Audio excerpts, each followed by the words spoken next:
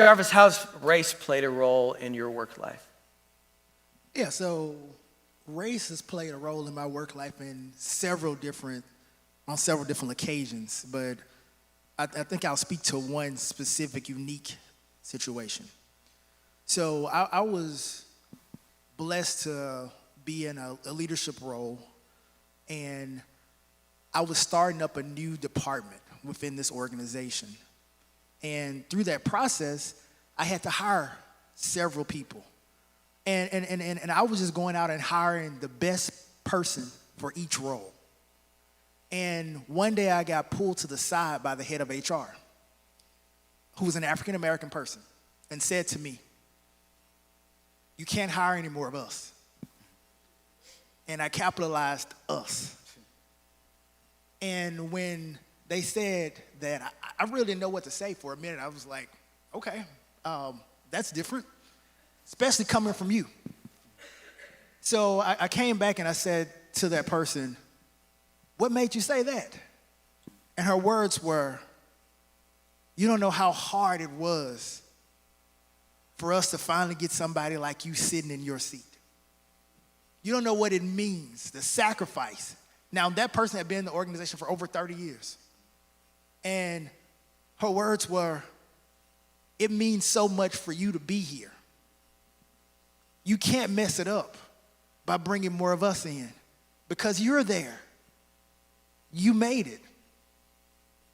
And later I looked back at that and I realized, I was like, how could this person that truly has pride for her race, that truly believes in the struggle, I'll use the word the struggle, that truly believes that we belong at the table, would make a statement about not hiring more of us.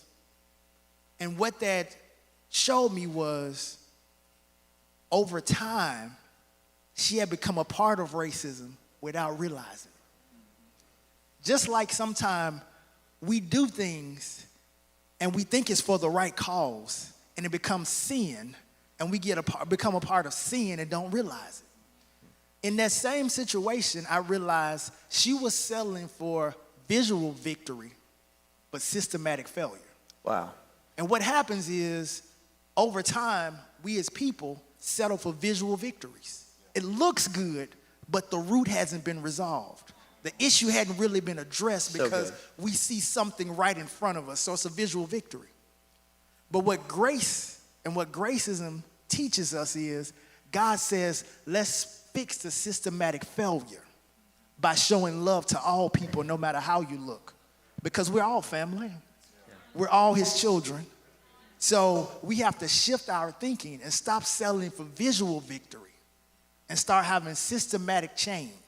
And what that means is being able to honor God in how we live and what we do, and moving from biases and trying to be diverse and inclusive to being spiritually inclusive. That means we include all people, all things, no matter what. That's so good. Thank you for that. Yeah, I love what he said about spiritual inclusive, because it kind of goes back to something that you pointed out, is that, sometimes in church, we have churched for so long that we're unaware that we have a bias against sinful people, right? And so I love the spiritual inclusion. It is, we celebrate all of the diversity, but spiritual inclusion also, we don't have a bias against people that are far from God. In fact, we have a hunger to unite them with their Savior. And so I just love that spiritual inclusion. That's so